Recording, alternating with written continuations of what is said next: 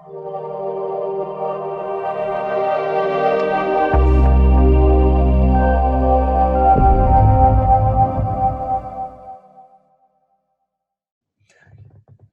everyone, and welcome to SAMA episode 84. This week we are delighted to have Dr. Martin Hart to talk about neuroplasticity and healing and the neurology of emotions. Dr. Hart is a certified corrective exercise specialist through the National Academy of Sports Medicine and is certified in functional endocrinology. His passion is to use his background and continued learning to help patients weave a story of healing and transformation. So thank you for coming on to our show. It's wonderful to have you with us, Dr. Martin. Thank you so much for having me. Now, we're going to talk about neuroplasticity and neurology of emotions. Should we go straight into it with neuroplasticity? I knew I was going to do that one time in summer. I just didn't know when it was going to happen. Can you explain what is neuroplasticity?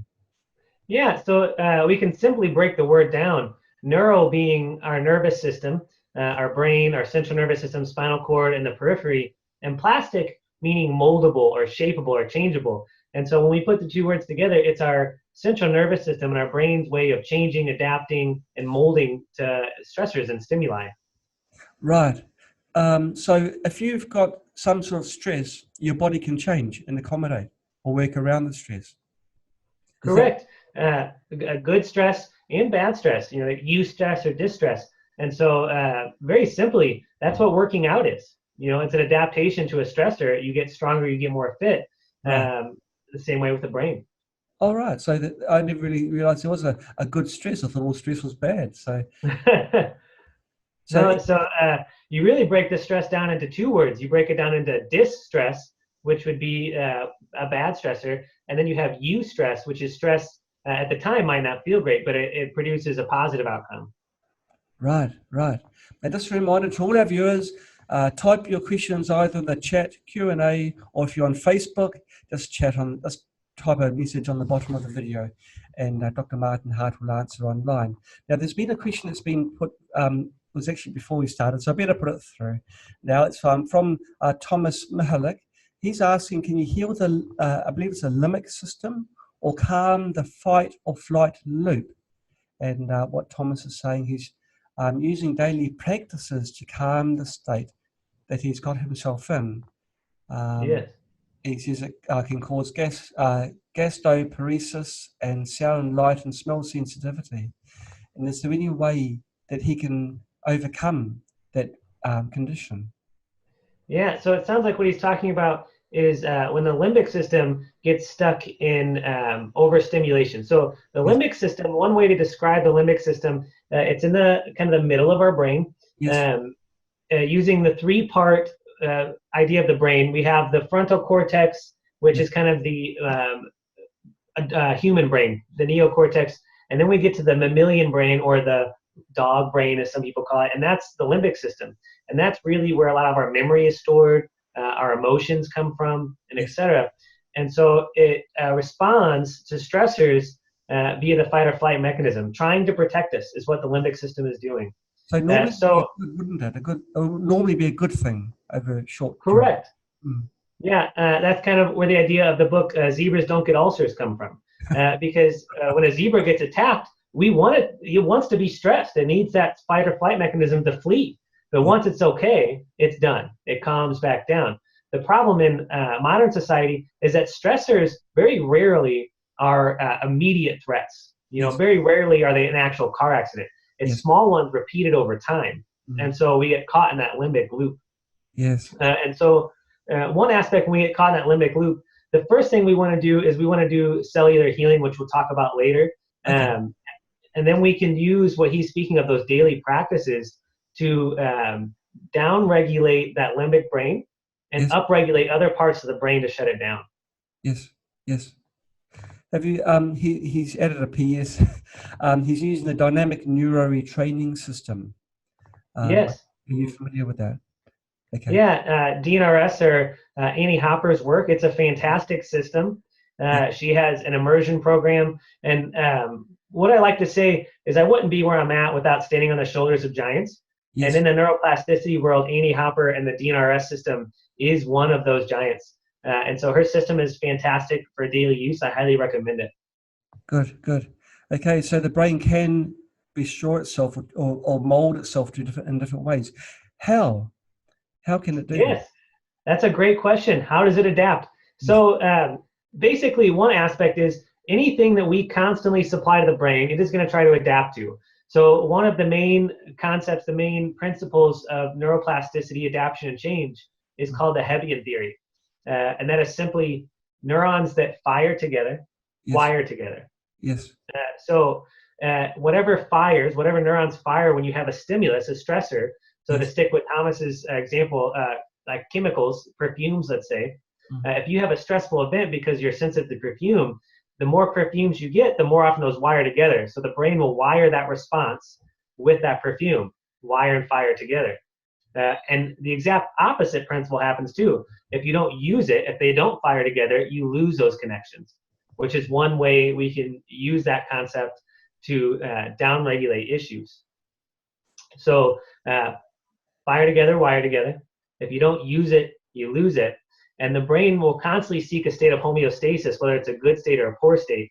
So it'll try to find an equilibrium, no matter if it's stuck in fight or flight, or nice and relaxed, or even balance. Yes. So that's kind of the principles of neuroplasticity. Would you like me to go into a little bit the way the limbic system wires in fight or flight states? I'd love to. Now, just what you're talking about, we've all, but this is how people can associate smells with memories? Yes, exactly. The olfactory nerve gets right up near the limbic system of the brain, near the amygdala, so it wires right in there. Yes. And so smell, then when we smell something, it stimulates that olfactory nerve, and it strongly fires the amygdala, which then stores the memory in the hippocampus. So Yes. smell is a fantastic way to work with memory, but it's also why cookies will often remind us of fond memories of grandma or Yes. something like that. Yes. Yes, precisely. Wow. Sorry, I didn't interrupt you with it. You're going to go into more detail on that. Okay. No, the only thing to add there is it's a smell in a positive sense. It's a fantastic way to influence the brain, Yes. especially from a studying standpoint. So, for instance, when you're studying, let's say, a history lesson, you can always smell like maybe peppermint. Yes. And then when you go to take your history test, you whiff a little peppermint. Your brain activates those same pathways. So, It's cramming before the exam. that's right. Everybody wants to know why you're huffing the essential oils before your test. Yeah, and they want you to prove it's essential oil. Yes. Gosh, because the furthest memories I have are associated with taste and smell. Why would they be the longest, the oldest memories that I have? Is that because when my brain was still sort of forming, is it the front of the brain at the cortex? Yeah. So as you're forming, the brain kind of forms in general. Now, this is not a strong and true idea, but it generally forms from the back up when you're a child, in the womb and et cetera and little. And so as you're developing those smells are forming what we call implicit memories that we don't necessarily remember.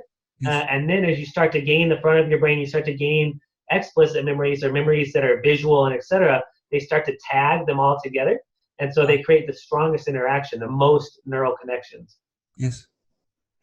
Does this plasticity almost came out wrong? Does that slow down as you age? It does a little bit. You're most neuroplastic as a child, especially up until you're about 7. You've got a fantastic learning window in there. But there's plenty you can do to maintain your neuroplasticity as you age. And they find it never stops. So you always are able, it's never too late to start working with neuroplasticity. Right. Well, what can people do that are watching us now?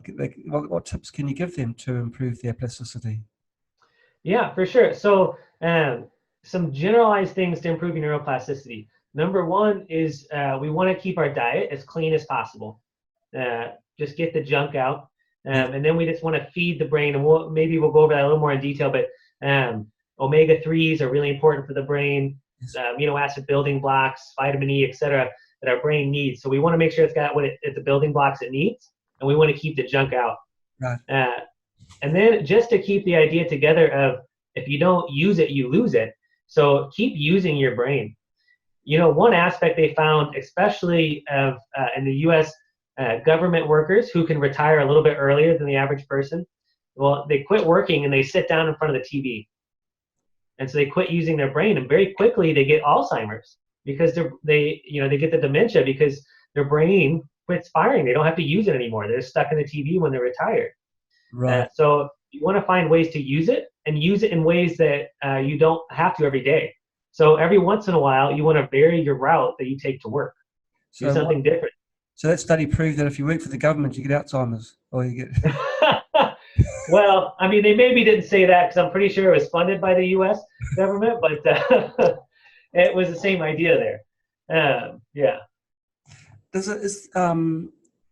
How long does it take after an injury for your brain to find alternative pathways and have some sort of recovery and closes the old pathways, perhaps? Is it a very slow process? That's a great question. So there's a good study they did on concussion injuries, and concussions are becoming very big source of research now, especially with youth athletics. And so what they found with concussions is it takes about 30 days to have no concussion symptoms. But the scary part is it takes another 30 days after that before the brain's actually healed. Right.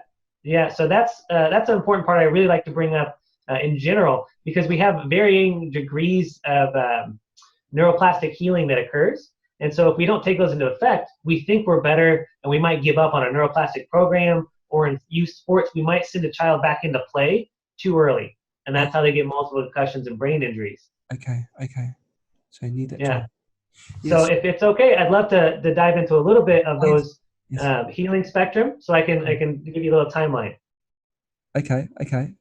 Yeah. So there's the first idea there is what they call functional neuroplasticity. It happens at an activation or deactivation setup of different neurons and synapses, and it can be instant. It can happen the moment you apply a stimulus or up to a few minutes. Okay. And that's how sometimes people feel better instantly, is that functional neuroplasticity or that synaptic activation. The next phase of activation can happen between hours and weeks. And that's where the synapses themselves change. They're changing how much neurotransmitters they're outputting, the number of receptors they have, but the synapses themselves are changing. Yes. And that's also part of the way they theorize. Now, I'm not a huge fan of antidepressants, but that's part of the reason they theorize that antidepressants take weeks to take effect, is because the synapses have to adjust, and it takes weeks to do that. Okay. And the next phase is weeks to months. And this is where the synapses are changing, but also the neurons themselves are changing and rewiring and laying down new tracks. And so that's an applied stimulus over time. It's starting to change the way those neurons are wired. The axons and the dendrites are wired. The last phase takes from months up to about 2 years. And that's when the whole pathway is concrete. All the neurons are fully changed and laid down. It's like having a fully functioning automatic railway that's ready to go on its own now.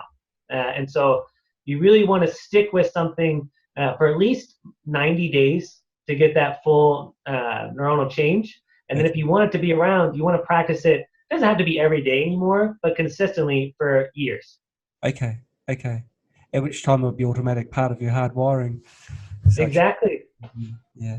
I'll share a story that Carmela sent to me through the online chat. Carmela, I'll read it verbatim. Hi Martin, my darling dad had over 13 strokes and he eventually only lost a small amount of his speech. The neurologist said that he was in the 3% of worldwide native people whose brain reconnects, mostly in the cerebellum, almost 1 hour after each stroke. He never lost any movement. And the doctors were fascinated. Dad lived a long life even after the strokes and walked every day as well as exercise. Have you found this in some people? They have got an innate ability to recover very quickly from accidents or injury of some form. Yes. So folks who, number one, if they kind of have the factors of neuroplasticity in place already, lifestyle factors, like she said, he walked a lot. Maybe he walks now, but maybe he exercised beforehand. So plenty of what they call proprioceptive or movement feedback to the brain was happening. Yes. And that's a really key factor. That increases what's called brain-derived neurotrophic factor. Now, I told you earlier I wouldn't give you any quizzes. So that big word, BDNF, basically is like fertilizer for the brain. Yes. And so it's constantly secreting that fertilizer if you're exercising. On top of that, if your brain has the right nutrients, and then maybe you have a positive attitude, which creates the right environment, and you possibly have the great genetics, appropriate repair genetics, appropriate neurotransmitter genetics, Yes. varying ones for the brain that improve neuroplasticity, then you end up with a stroke, and you do very well. And you're probably not an individual who is going to wallow in it either. Typically those ones are ones who are going to be proactive no matter what happens. Yes, yes. So attitude does play a large part. It's quite intriguing, very intriguing. Yes, it's a huge part of it, and not just from like a Pollyanny or a positive mental attitude standpoint. We do want to be positive, but it's not just the thoughts. It's what the thoughts trigger, the brain waves they trigger, the emotional states they trigger, the neurotransmitters they trigger. Yes. Mm-hmm. Right. And Charlotte Garland has asked a question. Sure. Question's still growing as I read it, but I won't mention Charlotte who it is, but Charlotte knows someone who had a traumatic brain injury 2 years ago in March. He has disequilibrium, and the doctors speculate that his vestibular is affected. Now, the question is, can neuroplasticity help in this type of situation? Looking up, looking down, walking up or down, make him feel worse. His head starts to wobble. So, are there things that this person can do to improve their recovery speed? Yes. So, with those individuals, they probably would require more intense activity, more intense therapy to get it through. But the brain can wire around it and overcompensate for that vestibular issue that's occurring. It's creating the disequilibrium. And there's quite a few eye exercises, and there's some neck and head exercises that can be done to basically wire around those pathways. And two aspects. One, it creates a new centering process of the brain. Instead of using the vestibular system to get its balance, its equilibrium, it maybe uses the eyes and proprioception instead to do that. And on top of that too, there's varying exercises. One being, for instance, if the room spins, let's say, from right to left for you, then whenever that occurs, you would immediately look down to the right. And you basically shut down that neural pathway until it goes away. Okay. And you could constantly shut that down. And then depending on, you have to test the different eye pathways and the neck movements. And you can do that with some functional neurological work and give them exercises to strengthen the opposite. Okay. Yes. So it can be worked and worked out. And who knows if it could get to no disequilibrium, 0 symptoms, or just quite a bit improvement, but it can be worked around. Right. It's like his brain is always looking for the state of balance. It's Charlotte says it's not vertigo, but what you're saying makes sense. If things are swinging around, how do you know what way is up and down? So exactly. That's an issue. Like if you close your eyes and you turn around, like everyone's done, like a child, and then you try and stand up, well, it's difficult. And this person must be having that type of sensation. It must be very hard. Yes. So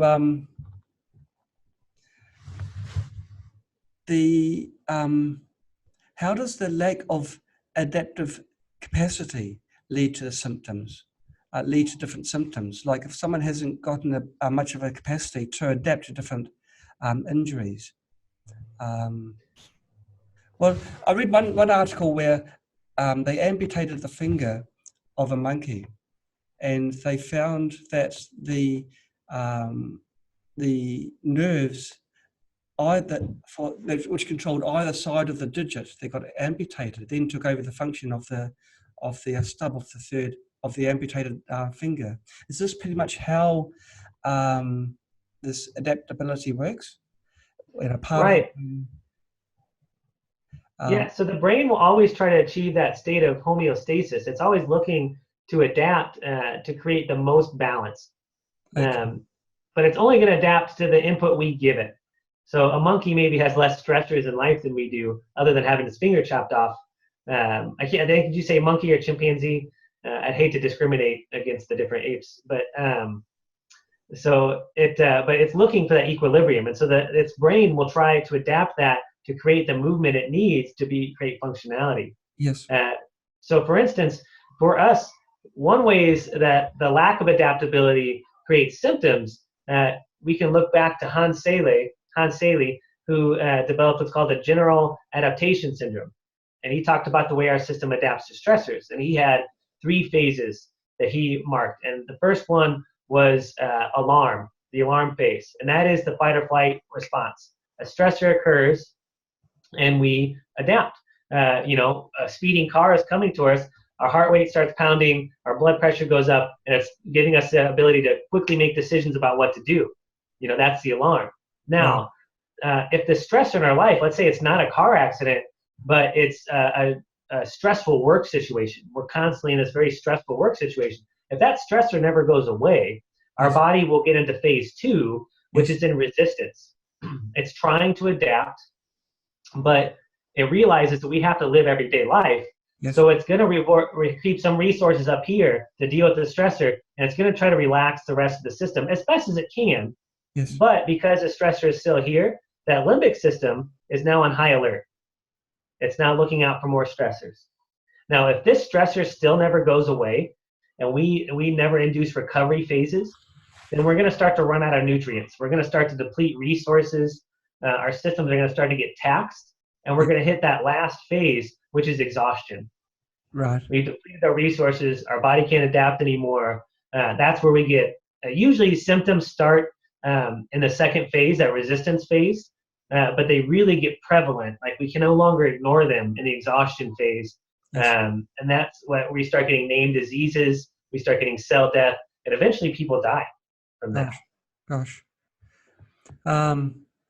If people take drugs to mask symptoms, I suppose it just prolongs, and you can't avoid the inevitable.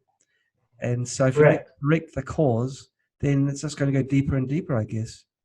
And so and exactly. And so the other aspect of that is, the symptom you're masking is your body's response to the stressor. Yes. So all you did was you kicked out your body's adaptation. You took your body's ability to adapt away, and you said, it's almost like in the animal studies where those animals learned hopelessness or helplessness because they couldn't do anything about it. The body learns that. It learns that helplessness because you took away its need to adapt. So if you have high blood pressure and you take a blood pressure medicine, the body says, listen, I have high blood pressure for a reason, and all you did was kick out my ability to adapt, but you didn't fix the stressor. No, I can tell at this stage you're quite a fan of drugs that treat symptoms. I'm very perceptive that way. And viruses and bacteria are also big stresses for your body. And you may not be aware necessarily that it's stress. It's not like an external stress, it's an internal stress. And yes. So I always like to make sure I explain it to my patients. So when I tell them we have this stressor, I'm not just telling them, hey, you're kind of stressed out. Why don't you go take a nap? Stressors can be infections, viruses, bacteria. One we see very often in our center is Lyme disease. Parasites, toxins can be a stressor. Traumatic events, whether they're physical trauma like a stroke or a head injury, or they're psychological trauma or a combination of both that people go through. And if long-term deficiencies will eventually pose traumas as well that create stressors. Right. A person's asked if a child develops PANS or PANDAS, autoimmune encephalitis, prior to adolescent pruning, can they be permanently wired for anxiety? I never like to use the word permanently. I'm not a big fan of absolutes. Yes, I like but that. anxiety does become, instead of a state that's only provoked by external circumstances, it becomes a natural trait of theirs. Now, that can be pruned eventually. That can be wired around.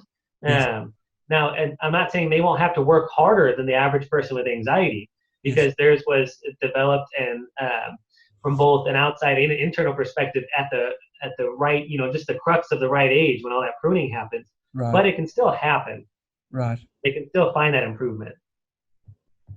Let's see. More questions have come through. Okay, well, Charlotte's still talking about the the person who's got the dizziness, if you like. What kind of therapist would you recommend they go to for Sure, help? and I did notice that point there. There is a difference between the disequilibrium and the vertigo. I was Yes. just using an example there, but I do hear the difference. Okay. But the typical that I would like people to see, functional neurologists. There's a couple of certifications through functional neurology, Okay. and a lot of those might be naturopaths. Some medical doctors, chiropractors often have that designation, and they'll be able to put you through some of those functional neurological tests and etc. I go through some of those in my videos on the Hansa Center's YouTube page. I go through some of those functional neuro tests you can see, but functional neurologist is somebody along those lines I would recommend. Wonderful, thank you for that. Kamala Walker's asking, would working with a pulsed EMF mat help balance the brain? Pulsed EMF, is that what you said? That's right. Yes. Yeah, I really like pulsed EMF, and that is a way to use electromagnetics in a positive way. So there's a lot of different things you can do with pulsed EMF. There's a wide variety. It's basically a way to carry certain frequencies. So you can use it to carry different positive brainwave frequencies into the brain. You can view anti-inflammatory frequencies in there. At my center, we use it for various reasons. We improve blood flow to the brain with PEMF. Yes. To varying degrees. We will also use it as more of a lymphatic stimulating device. We have one that pulses and helps to pump lymphatics. So any of those can be used as a fantastic way to heal the brain.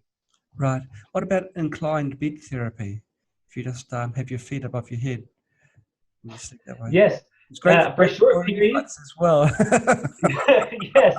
That one's a little more comical than PEMF, but it does work because it does induce blood flow. If you can stand it, it is helpful. Mm-hmm. Okay. Now, when you say if you can stand it, you're talking about a food sort of coming back up your up your esophagus. Yeah.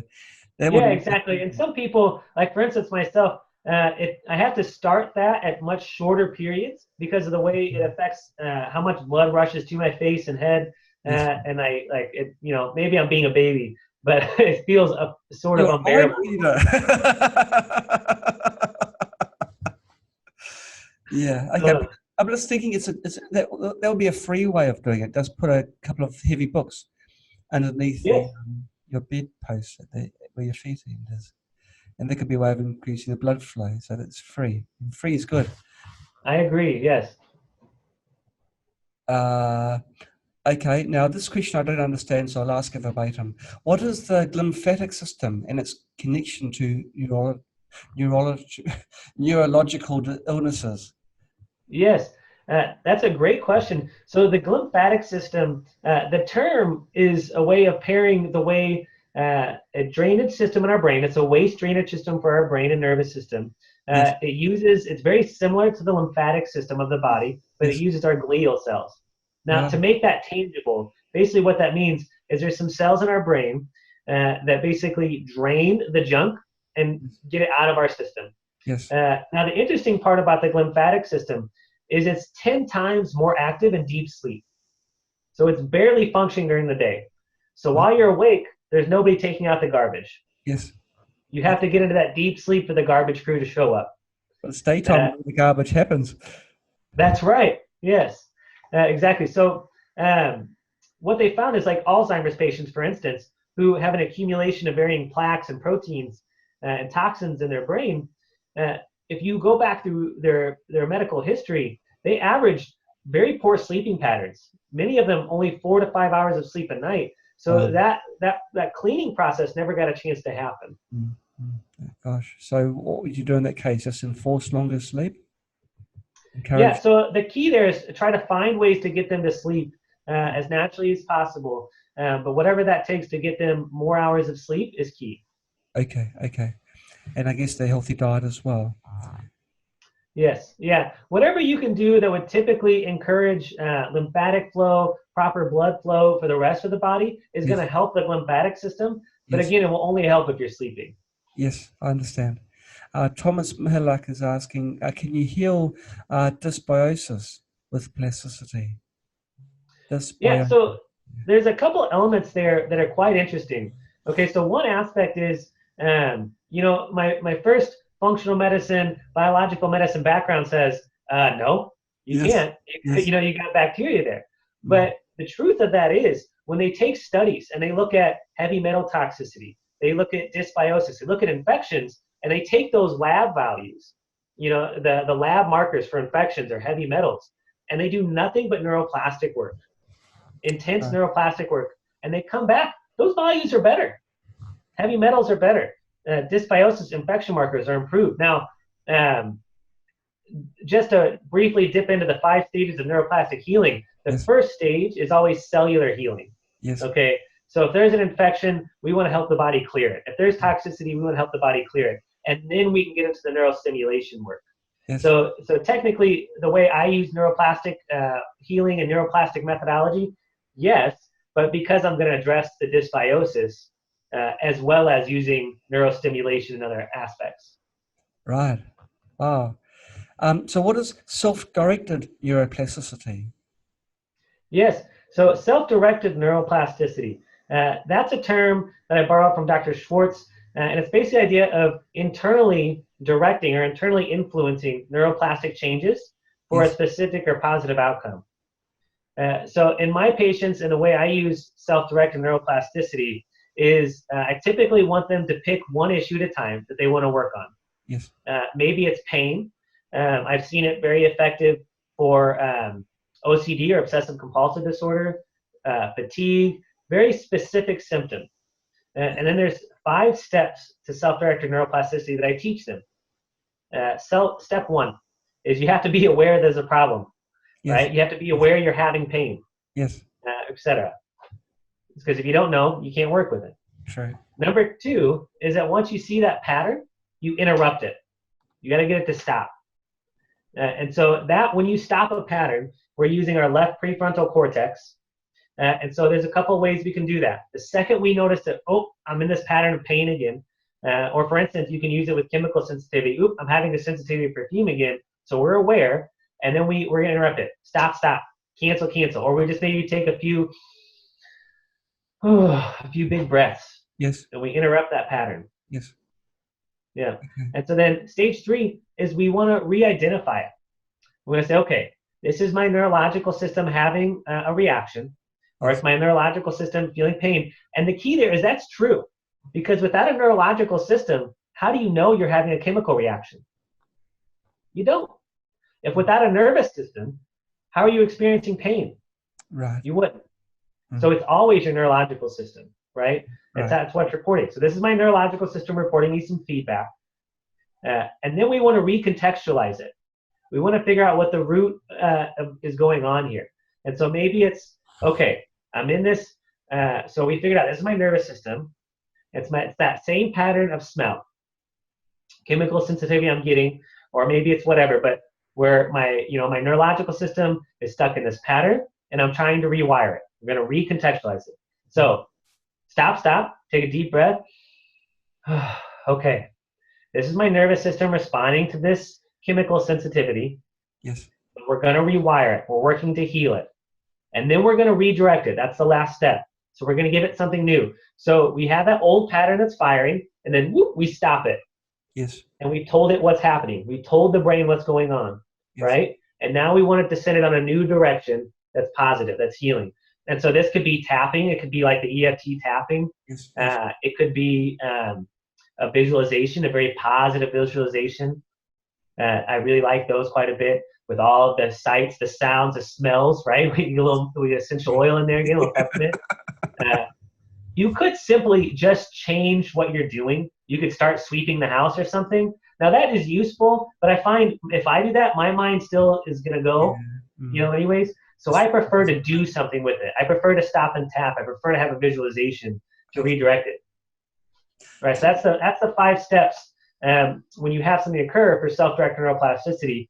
Now there's variations. Annie Hopper has hers, Dr. Schwartz has his, etc. That's the one I adapted. I felt like was easiest to explain to my patients. Can you apply any of those techniques Or do you think they'll be appropriate for use with mild allergies? Do you think allergies may be caused by nerval response, kicking in the immune response? I don't know. I do think there's definitely an element, and the way we've noticed is that you could kind of put neuro in front of any system of the body, Yes. and it works. Neuroimmune, neuroendocrine, neurodigestive, and hence with that, then you could start to work with symptoms like allergies, food allergies. Now, I wouldn't want to tap away an anaphylactic reaction, right? Yes. If you're having peanuts and your throat's closing up, You don't want to we probably want to get you some Benadryl or some EpiPen first, right? But eventually you can work this, especially more so things like food sensitivities or environmental sensitivities. It works really well with that. And the interesting part is, especially when they're instant, the neurological system is recognizing that. The second it's coming in and you start having a symptom, that's the neurological system going, oh my gosh, this is that thing I'm sensitive to. Let me have this mast cell reaction. Now, not all mast cell disorders, and not all these are necessarily the limbic system or whatever, but it always plays a role. So how much better could we get, or how many sensitivities could we eliminate or dampen down by working this? Tons, a lot. Isn't the body amazing? Oh, I totally agree. It's so incredible. I made a career out of it. So. What is optimism bias, and how do we create one? Yes, so optimism bias. So to open up and talk about that, let me tell you a little story of some research that they did. Yes. So with heart attacks, myocardial infarctions, early on they theorized that people with type A personalities, really go-getters, kind of high-strung folks, that they were prone to heart attacks. And they thought if they could turn a type A person into a type B, a relaxed, laid-back individual, that they could help them not have heart attacks. Okay? And so they tried that experiment, and it failed miserably. Okay?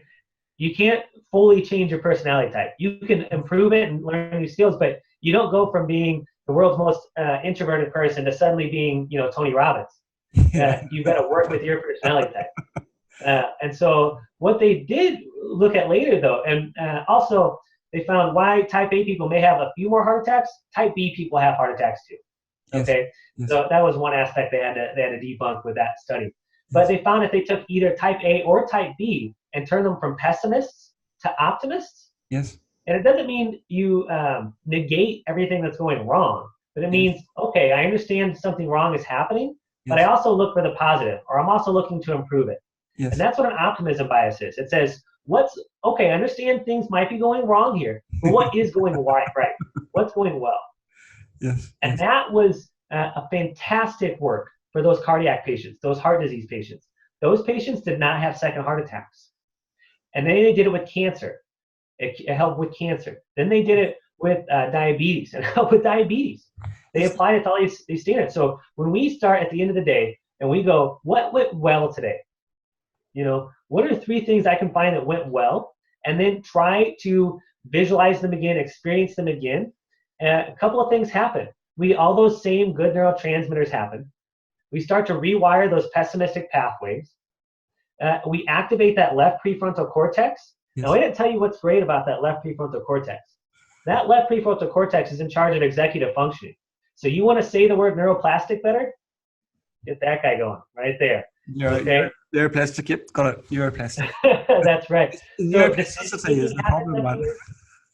Experiencing joy and optimism happens up here. Fine motor skills all happen up here. So when you experience that optimism bias, when you stop and go, what went well, and let me recall it as vividly as possible, that gets in tune. And so your decision-making improves, your thinking improves, your planning improves, your ability to experience joy improves, your fine motor skills improve. Wow. So an optimism bias is a fantastic thing to cultivate. And it's not ignoring the negative. It just says, okay, here's the negative, but what's going well? You've only got positives. If you're an optimistic sort of person, then you've got a lot going for you. Agreed. Yes. Now, I asked a question for Kamala Walker before we go into the other topic. Kamala asks, Martin, how would working with carbon bucketball molecules help with the brain cell healing? I am not as familiar with carbon buckyballs as maybe I should be. So if she could give me a little more explanation on the carbon buckyball aspect, I'd be happy to try to answer it. Okay, great. Now, are there things that we can do on a daily basis to improve our neuroplasticity, our normal routine in life? I'm guessing that possibly being optimistic is one thing, but are there other state of minds or activities that you can do just on we can do on the bus on the way to work, perhaps, that you can help with your neuroplasticity? Yes. So we talked a little, diet's good, of course, lifestyle factors, but like you're talking about, how can we integrate little ways into our life? So number one is find ways to be curious. Be curious about life. Ask open-ended questions of yourself and of life. Even silly things like on a subway, let's say, how many different colors of t-shirts can I recognize today? And play a game with it. And it forces your brain and your eyes to make those adaptations. Another aspect that you can do, you said it right there, the optimism bias, gratitude journal. Yes. That's a fantastic, easy way to make that happen. Another one is coloring. You know what? Those grown-up coloring books are fantastic. What they find, actually, which is really, really great for me, for my patients who say, I can't meditate. I try to meditate, it drives me nuts. What they found is that if you mix a little bit of breathing exercises with grown-up coloring books, you get all the same compounds or all the same benefits of meditation as you do with coloring. So when you go to a toy store, you've got a big pile of comics. Are these all for you? Are these for your children? Yeah, they're for my kids, yeah. Exactly. Yeah, of course they're for them. Of course. So it works fantastic, and I have lots of patients who love it. They turn it into a family activity at the end of the day. Everybody colors, mom, dad, the kids, and everybody's getting their brain stimulation that way. So that's one way. Cross crawling is fantastic, and cross crawl is that pattern that babies do, and it's the same pattern we get when we run. Yes. So the benefit of being in a little bit of an office, yes. That same kind of crossing pattern there yes. that occurs. Yes. And so when you have that pattern, it connects the corpus callosum, which is this nice little bridge between the right and left halves of the brain. Yes. It connects all the neurons on the right and left side of the body, the limbs, yes. back to the brain. And it really, I tell my kids, it turns their brain on. So, just sitting there, even on the subway, lifting those knees and tapping them is a fantastic way to keep the brain functioning well. Gosh, that is simple. Yes. Carbon has come back. It's the common working name for the carbon compounds is C60. It's known as C60. Okay. So, I'm still not as familiar with it, and I probably will miss the question here. But there's various aspects in my practice that I work with. It's not carbon buckyballs. There's varying aspects of activated carbon that we work with as binding agents and mineral donating agents that I often work with. I'm pretty sure I'm still missing that, so I'd have to look it up, and maybe we could drop that in the Facebook post afterwards. But thank you. Now we're going to the second part of our summer, having just something like 10 minutes to go. But the first stage was so interesting, we could go on more longer, I know. The Neurology of Emotions. Now we've gone from one, we've actually rolled into this one anyway, naturally. And how a positive frame of mind is necessary, really, to remain plastic in your ability to heal. But and you've already covered on emotions, but do thoughts also affect health? Thinking things. Are there certain things that you tell your patients to consider when they've got some form of injury or want to have some change in their? So I'm gonna take the opportunity there to kind of dive into two avenues. So number one, the 5 stages of neuroplastic healing. Number one, I said was cellular. That was getting rid of the junk, fixing deficiencies. Yes. Number 2, neurostimulation, which I'll come back to with the thoughts. 3 is neuromodulation, where we balance the fight or flight and rest and digest. Yes. And if you do that, you get into neurorelaxation, which is where the system starts to heal. It can relax and finally heal. And lastly, you get into neurodifferentiation and learning. So one of the ways we can get into stage 2 of neurostimulation are thoughts, visualizations. So when we have a thought, we trigger a certain neural pathway, Yes. depending on what the thought is. Yes. We can trigger parts of the limbic system, the prefrontal cortex, etc. And so also, depending on those thoughts, we trigger varying neurotransmitters. Maybe we trigger dopamine or serotonin or oxytocin to have those different effects on the brains.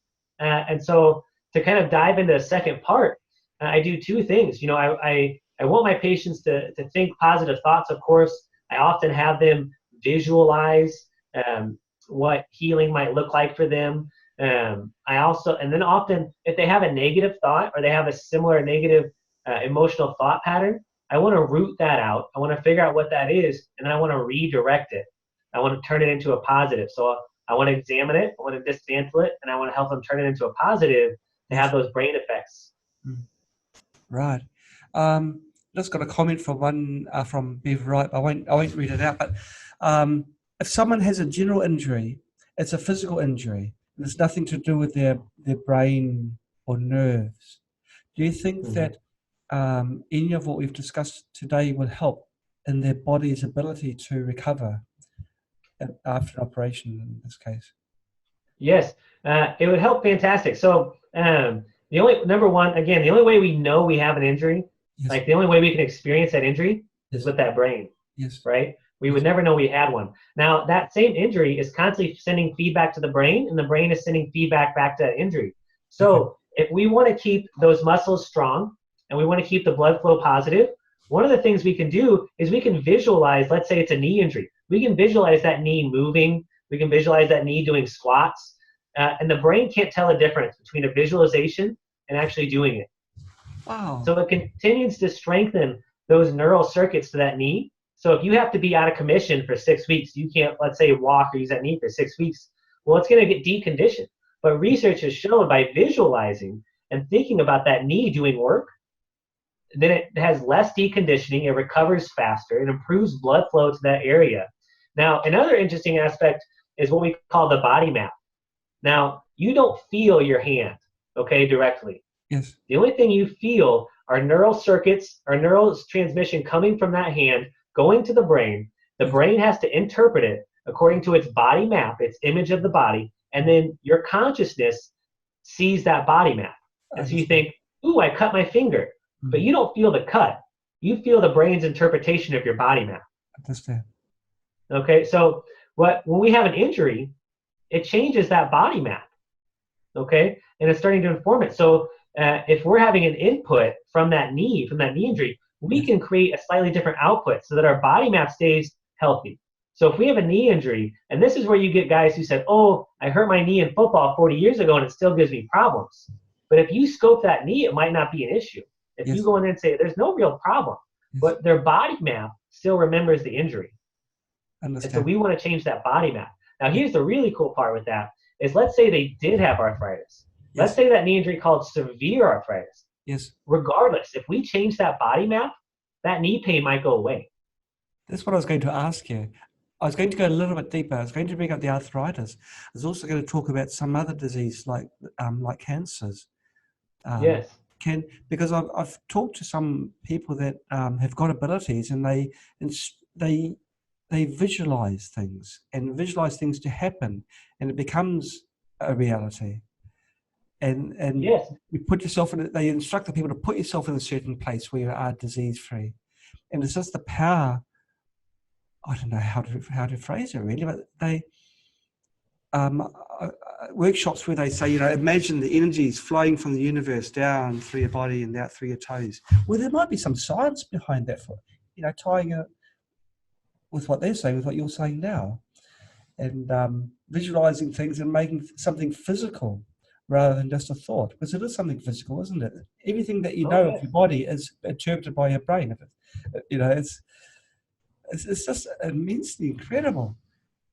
It's fantastic. And the body, the body doesn't speak in words. It doesn't say, we don't tell it, move your arm 45 degrees to the left and 6 degrees up, and that way we can grab our cup. It speaks, it has its visualizations. And if you want the cup, you see the cup and you go for it. You see your arm doing the action. It just happens. And it's the same way with what you're saying. So to create certain neural circuits and body changes, we can give it visualizations, we can give it pictures and stories, and the body gets that. Yes. You know, Yes. the immune system, neurological, it gets stories and pictures. And so we can visualize those things, and the body says, oh, what you want me to do with this cancer cell is you want my little soldiers to attack it, right? Yeah. If you Yeah. go, immune system, get after it, the immune system's like, I don't speak that language. But it does speak visualization. Right. And you can use that visualization to overcome quite serious injuries, like this person's had 6 broken bones. So it's quite a bad injury. You can use that to overcome the pain and possibly Yes. So pain, definitely. Yes. Okay. And again, you cannot experience pain without a brain. Okay. Yes. So you can influence all pain through your brain. Okay. I know that chronic pain sufferers might give me some pushback, but fantastic results with pain on that. Yes. And number 2, you can speed the healing. Okay. You can speed the healing of those broken bones using those visualizations. So you can visualize those bones knitting back together perfectly. Okay, aligning perfect. You can visualize that, see them healing perfectly in alignment. You can, whatever you're into, let's say you're a crochet, you do crochet. Yes. Well, you can visualize the bones crocheting themselves back together. And the body goes, I get that. I get what you want me to do. You're adapting resources to it. If you're putting attention on it, then the body's going to put resources towards it. Now, Dr. Joe Dispenza, he works a lot with neuroplasticity. And his story is quite fantastic. He shouldn't have even been able to walk again. He had a cycling accident, and he shattered some vertebra in his spine. Shouldn't have been able to walk. He used visualization and neuroplastic techniques to heal that. He's walking, running. He's great. Good gracious. A couple of comments have come through. Thomas Mahalik has said, make wish boards. It's something I'd have to look up when I've finished this interview. I'm not sure what they are. And Sebastian Bauer says, lion's mane mushroom may be of interest. It has sufficient evidence of supporting nerve growth. So it's another thing I've got to look up as well. Yeah, it's lion's mane is a fantastic herb and mushroom mixture that you can adapt with other ingredients. Sometimes you can mix it in to create a nerve healing effect. So nerve regrowth, remyelinization, lion's mane is fantastic. Great. Okay, now Thomas has said vision boards is another word for it. So vision boards. Yes, vision boards are great. Vision boards put out, and this, you can do it for healing. You can do this for successful principles in your life, personal growth, etc. What are you wanting? And visualize it out. Draw it in great detail. See it. And one of the aspects, too, that they found that's really important for visualization, okay, and this is research-driven, is that you don't only visualize the positive thing that you want, whether that's healing or it's a success goal, but you need to visualize the steps to get there. Okay. So if let's say you have a physical injury and you're visualizing, you have a physical injury, let's say to your hip, okay, and it's impairing your ability to walk. And so you're visualizing yourself walking, perfectly healthy, no problems, you can walk. But you also want to visualize yourself doing rehab, okay, taking the steps of rehab. You want to visualize yourself enjoying rehab, getting results with rehab. And if you have a negative thought or a negative setback, that's fine. Visualize what you're going to do to overcome that negative setback. They find studies that say, okay, if I visualize what I want, the steps to get there, and then what I'm going to do if an obstacle occurs. So you visualize 3 things. You visualize the goal, you visualize the steps to get there, and you visualize your plan to overcome obstacles. That's pretty good stuff. And Thomas is suggesting cut pictures out from magazines and powerful words, pictures that would mean something to you or you associate with where you want to be, I guess. And powerful words like succeed. Yeah. That's one of the key things with what he's saying, thank you, Thomas, is that you want them to have an emotional trigger. You want to get those good feels, right? It's a little bit of an endorphin rush, technically, in a neurotransmitter dump, but you want those pictures and those words to give you the tingly good feels. Yes, absolutely. Now, what are the 3 P's of causation? Yes, okay. So 3 P's of causation. That's a model I use to help explain kind of why and what happened to patients. So Okay. the first P is things that predispose you. So predisposing factors to an illness or a stressor or an accident. So that might be like a poor diet. Okay, it might not cause a problem, but it predisposes you to an issue. And then you have the precipitating event. So we think of precipitation, we think of like a raindrop, right? A raindrop happens. And what that means is the forming event. So that might be a trauma, a stressor. It might be getting an infection, like getting bit by a tick and getting the Borrelia infection. So Yes. that precipitates. That's what was the triggering event. Mm. And then you lastly have the perpetuating. That's the third P. It's things that keep the illness or keep the issue or the stressor going. So Yes. that might be now that you have, you had the poor diet and then you had the triggering event, maybe now you've got leaky gut. And maybe you had leaky gut the whole time, but now that leaky gut's keeping you from getting better. Right, right.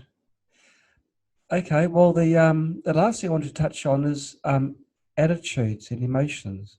Now, how can we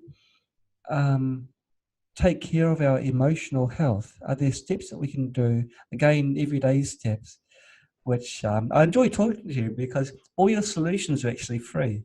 So Yes. I can some things that people can afford. So along the same vein, are there free things that people can do to sort of to make themselves higher emotionally and not so down in the pits? Yeah. So, okay. One of the first aspects I find is that we rarely want to address our emotions. Most of our emotional issues come from resisting looking at our emotions. Okay. And if you ask somebody what's wrong, well, they may just say, "I'm not sure. I just feel terrible." Yes. Right. I'm just so depressed. I'm so angry. But they don't really understand. So one of the things I found very early on to help with patients and truly to help with myself. I had very high anxiety constantly. I wasn't sleeping. I didn't really sleep until I was in my early 20s. I Gosh. basically wandered my house. Yeah. And my mind would just go and go and go and go, and thoughts and stories and dilemmas and obsessive compulsive tendencies. So one of the things I found to do was to, before bed, I would write down everything I'm feeling and everything I'm thinking about. And all of a sudden I was aware of it. And the fact that I brought it up to awareness, my brain could kind of go, "Oh, thank you for taking the pressure off me. I was trying to hold on to all this stuff until you looked at it. And now that you looked at it, I can relax." Yes. I slept so good the first night I did that. Okay. So we need to get aware of all the feelings and emotions and thoughts that are bubbling up. And the easiest way is to what I call brain dump that. Just don't, journaling's great. I like journaling, but you don't have to journal. You can just list it all. One word: stress about work. What am I going to wear tomorrow? Just a couple of words, just list it out. 1, 2, 3, 4. Very easy. So that gets us aware of those emotions. Yes. And then once you get used to that, another aspect is what I call somatosensory awareness. It's very similar to mindfulness body scanning. And this is a practice that reinforms the brain's body map, and it gets you used to spots of held tension, emotional tension in the body. And all you do is you lay down, you relax, and you just start with your toes and try to feel everything you're feeling in your toes. And just breathe while you feel it. If it feels stuck, it feels tight, it feels tense, just pretend you're breathing through, in and out of that tension until it eases up, until you can move on. And if your brain starts going into stories and thoughts and blah, blah, blah, blah, blah, say, "Whoops, got it stuck there," and just start where you left off. And just work through the whole body, toes to head that way. And you get used to where, I hold anxiety right in here. I hold depression down here, wherever for you. But you get used to those spots, okay? And this is kind of a curriculum, if you will, I take my patients through. So as you start doing that, then I might say, okay, we need to look at your life, and we need to see all these little points that are key decision points, and why did you make those decisions? Yes. And I call those our value and belief points, okay? And so when we figure out these value and belief points, and I try to get my patients to get it down to 3 to 5. And the reason being, these value and belief points become our protection points, or these worldviews become our protection points, okay? So we might form a point that says, I'm not safe or I'm not okay unless I have financial security, or whatever security looks like for you. Unless I have security. I'm not safe unless I know that I'm never going to go broke, okay? Or I'm not safe unless I feel completely comfortable all the time. no discomfort whatsoever. So that might be no pain. It means you might not ever push yourself in a work situation, whatever, but no discomfort. Okay, so these are our value points. So you look back in your history, why did I decide to go to college here and not 3 hours away? Well, I don't want to be too uncomfortable. Mom and dad are still here, and it might be uncomfortable if I take care of myself, right? Oops, that's a value. That's a belief point. Yes. It's okay. So once we have those, during the day, when you notice, okay, I did the body scanning, and I'm coming up with emotions right here. It's all this tension right here. And you stop and go, what's the story right here? What's the story? I'm feeling uncomfortable. I put myself in this uncomfortable situation. I need to go to this event, and I told so-and-so I need this event. I'm stuck uncomfortable. I'm stuck in that value point for me. You say, okay, can I allow myself to feel that uncomfortableness for a moment? Can I allow myself to feel that vulnerableness that I feel because I don't feel safe? And just breathe through it, because there's no lion, right? There's no lion who's eating you. It's just uncomfortableness. So breathe for a second, sit in it. Once you do that, once you recognize it's that uncomfortableness, you can then pick, like I talked about earlier, pick an exercise, tapping. Even though I feel uncomfortable, I allow myself to be okay. And you have to pick a second statement that you believe. So I really like the EFT statements. I deeply and completely accept myself. But I wonder how many of us really believe that, right? So I want my patients to pick a statement that they believe in. I want to be well. I'm allowing myself to be well. Whatever it is, even though I feel scared about financial insecurity, I allow myself to be well, or whatever the emotion is. And you tap through it until it starts to clear.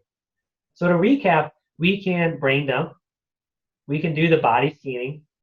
We can figure out our worldviews, our beliefs, and then we can use something like tapping to allow ourselves to be okay with those aspects. Right, right. It's absolutely intriguing. You know, I was just surprised when before the interview, you know, you're a certified corrective exercise specialist and you're certified in functional endocrinology, but you do fantastic as a counsellor. You know, because you're a very down to earth type of person. Thank you. You've got all the theories, but to apply them and then apply them in the way that it will be accepted by the normal Joe or Josephine blogs, and you know, because all the ideas you've given can be done by anybody. You know, standing on a bus, you're crossing it. Yes. It's all free techniques and they're common sense, and it makes sense. One aspect is I really enjoy theory, but Yes. it's all a fly in the sky until you apply it, right? Yes. And then just out of my heart is I want to help everybody. So what can I do? What can I give you or give the world that they could do on a bus stop? Because Yes. I feel for that person suffering. There's so much more to life than suffering. Yes. And so what can I do to help alleviate that so you can live, right? You can start to live the richness of life. Yeah, it's amazing. I've really enjoyed this talk together. Well, it's time over, folks. It's absolutely brilliant the time spent with you. It's been solid gold. It really has been. Thank you so much. I kind of expected us to be blinded by science, but you've been gentle on us I try to keep it easy and understandable and applicable, and you've answered things in a very sensitive type of way. I really have enjoyed your time with us today. So thank you so much. I appreciate the chance to share it with you and your audience. Well, I really appreciate also your attitude of wanting to give people the knowledge, the tools that they need to get better and overcome conditions or illnesses and improve their lives. Gosh, it's been amazing. You don't have any books, do you? Not yet, no. Not yet. I can imagine that because you'd write a brilliant book. You'd write in a way that people can understand it and people can apply, and they don't have to go and buy anything expensive. Just change patterns, change the way they think, become aware of things, aware of the tingling in their toes. Yes, yeah, it's their innate right to have the ability to heal themselves. It is innate. It's an ability that people lose very, very early on. As soon as you go to formal education, I think that's when it's all over. Yes, I really appreciate Socrates and his idea that education is about pulling things out. And these are just, the giants, like I said, that I'm standing on the shoulders of, we're just articulating things that are intrinsic to us in here and in here. Yes. I'm just showing them back to you, but they're already in there. So, yeah. And what you're really saying is that it's never too late. You can, yes, you can rekindle. No, exactly. That flame's always in there. Okay. Well, once again, thank you so much, Dr. Martin Hart. It's been fantastic having you with us. Thank you so much. Okay. Bye-bye. Take care.